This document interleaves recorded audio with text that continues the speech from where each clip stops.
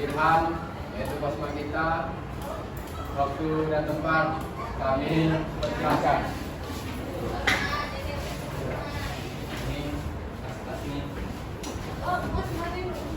Assalamualaikum warahmatullahi wabarakatuh. Waalaikumsalam warahmatullahi wabarakatuh. Kali ini saya akan mempresentasikan modul kita 5 judul. Yang pertama yaitu Wahyu dan Ilham, yang kedua yaitu Azab dan Nuzul, yang ketiga turunnya Al-Quran, yang keempat adab terhadap Al-Quran, dan yang kelima lafaz umum dan yang khusus.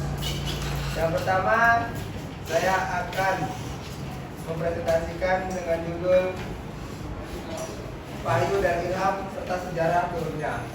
Wahyu dalam artian yaitu isyarat yang cepat. Wahyu memiliki ciri khusus yaitu wahyu adalah bentuk masdar yang berarti samar dan cepat. Maka secara etimologi kata wahyu yang sering diartikan sebagai pemilik secara samar, cepat dan terbatas hanya kepada orang yang diinginkan tanpa diketahui oleh orang lain. Wahyu adalah isyarat yang cepat melalui pembicaraan dalam bentuk simbol dan kiasan, atau mungkin berupa suara saja atau isyarat dengan sebagian tubuh. Wahyu secara etimologi mencakup beberapa hal. Yang pertama, pemberitahuan atau petunjuk untuk manusia yang bersifat fitrah, seperti ilham yang disampaikan kepada Ibu Musa. Yang kedua, petunjuk untuk hewan yang bersifat naluri, seperti ilham untuk lebah. Dan yang ketiga, isyarat cepat dalam bentuk simbol, seperti isyarat yang disampaikan Zakaria. Yang keempat, bisikan dan godaan, sementara setan yang menghiasi keburukan di dalam jiwa manusia. Dan yang kelima, wahyu yang disampaikan Allah kepada malaikat-malaikatnya terkait satu perintah. Sedangkan menurut kitab pengantar Ulumul Quran karya Al-Ansari menjelaskan bahwa wahyu secara etimologi terdapat beberapa pengertian, antara lain yang pertama yaitu wahyu adalah suatu pemberitahuan secara cepat dan tersembunyi dari Allah SWT kepada para rasul, baik melalui perantara maupun tidak. Wahyu adalah kalam Allah SWT yang diturunkan kepada para nabinya.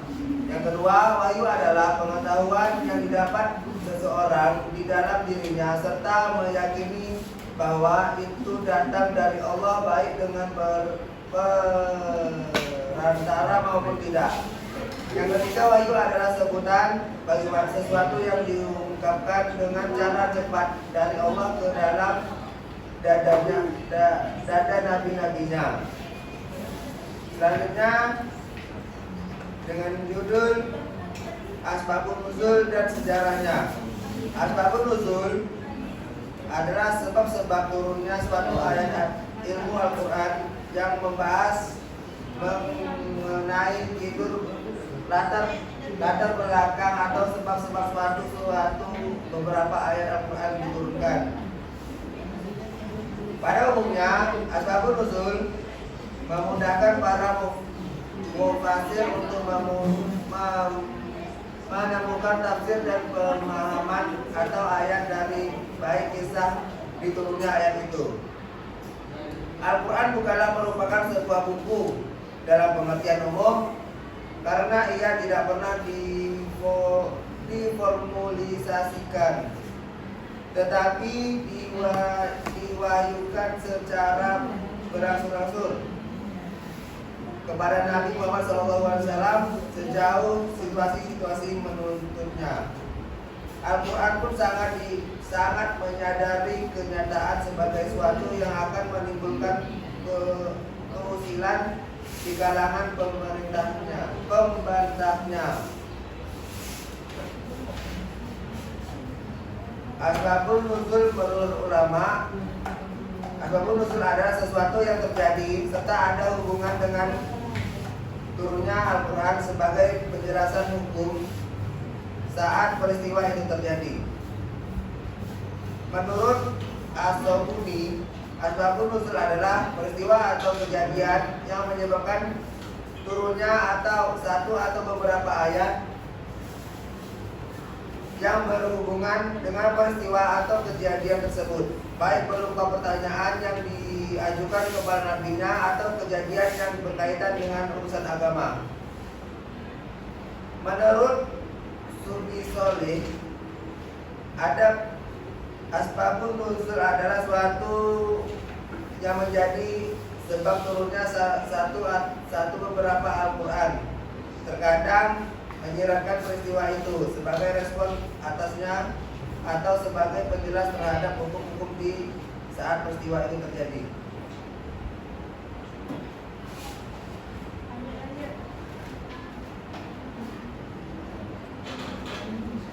Judul yang ketiga yaitu turunnya Al-Quran. Allah menurunkan Al-Quran kepada Rasul kita Muhammad SAW untuk membimbing manusia. Turunnya Al-Quran merupakan peristiwa besar yang sekaligus menyatakan kedudukannya bagi penghuni langit dan bumi. Turunnya Al-Quran pertama kepada Lailatul Qadar merupakan pemberitahuan kepada alam samawi yang dihuni para malaikat yang kemuliaan umat Muhammad SAW.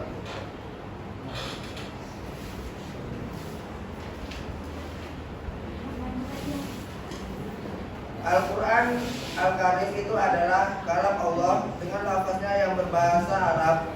Jibril telah menurunkan ke dalam hati Rasulullah. Yang dimaksud turunnya itu di sini bukanlah turunnya yang pertama kali ke langit dunia, tapi turunnya Al-Quran secara bertahap itu karena diungkapkan dengan kata-kata tanzil dalam ayat-ayat di atas, bukan inzal.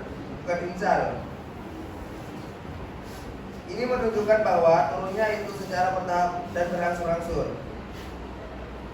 Rasulullah telah menyampaikan dakwahnya kepada manusia, tetapi beliau menghadapi satu kaum yang memiliki sikap dan watak yang begitu keras. Beliau ditantang oleh orang-orang yang berhati batu, berperangai kasar dan keras kepala. Mereka senantiasa mengganggu dengan berbagai macam gangguan dan kekerasan. Padahal dengan hati tulus ia ingin menyampaikan segala yang baik kepada mereka. Selanjutnya di yang keempat yaitu Qiraat dan Ukro. Qiraat adalah cara membaca Al-Quran yang mengikuti salah satu mazhab para imam qiraat dengan sanad yang bersambung ke Rasulullah. Ilmu qiraat berkembang sejak masa sahabat hingga tabi'in.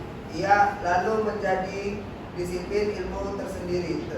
Terdapat 7 imam qiraat terkenal yang biasanya diikuti hingga kini. Qiraat berbeda dari konsep 7 huruf, walaupun keduanya sering disalahpahami sebagai hal yang sama. Mushaf Utsamani disusun berdasarkan satu huruf, yaitu huruf Quraisy, untuk menghindari pemecahan.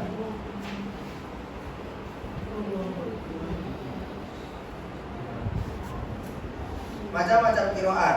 Qiraat mutawatir yaitu qiraat yang diriwayatkan oleh banyak peristiwa perawi sehingga mustahil mereka bersepakat berdusta. Qiraat ini sangat kuat dan wajib diikuti karena merupakan sunnah yang mutlak. Contohnya adalah tujuan qiraat yang diakui secara ilmiah secara luas.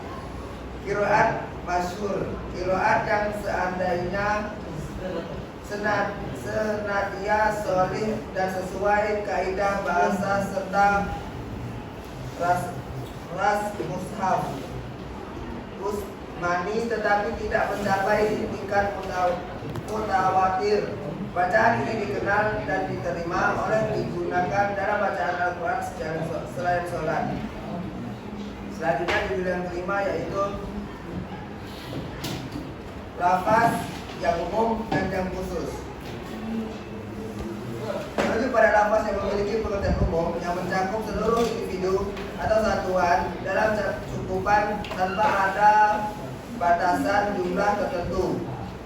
Kata ini merupakan bentuk isim fa'il dan fi'il madi. Amma ya hukum yang berarti mencakup ini meliputi bentuk menunjukkan pengertian am, diantaranya lafaz yang dilafazkan, misal lafaz laki-laki yang meliputi semua laki-laki, lafaz yang menggunakan kullu seperti kata kullu yang berarti semua. Macam-macam lafaz umum dalam bahasa Arab diklasifikasikan menjadi 3 kategori utama: umum yang tetap dan umum yang diusulkan mengkaji. Jenis-jenis lafaz umum ini penting untuk memahami makna teks, terutama dalam studi Al-Quran dan hadis, karena menentukan apakah suatu hukum berlaku secara umum atau untuk bagian tertentu saja. Berikut adalah penjelasannya. Umum ini adalah lafaz yang mencakup makna umum secara keseluruhan dan tidak ada penjelasan atau pembatasan yang mengkhususkannya.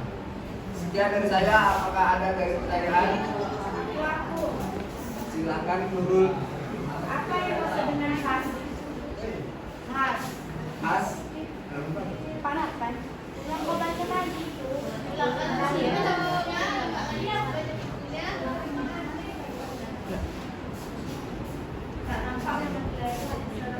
Mantap.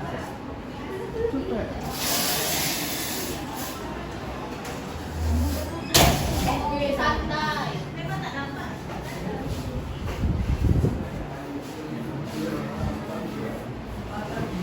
Gas adalah lafaz, kata atau firasa yang menunjukkan makna khusus dan terbatas, tidak bersifat umum seperti lafaz am, mukallafisi atau takhsisi adalah proses atau dalil yang mengkhususkan, membatasi makna lafaz yang berbentuk umum, mengubahnya menjadi makna yang lebih spesifik, penjelas spesifik. Mana Nurul? Baik, selanjutnya apakah ada pertanyaan lagi? Tidak ada. Baik, sekian dari saya. Wassalamualaikum warahmatullahi wabarakatuh.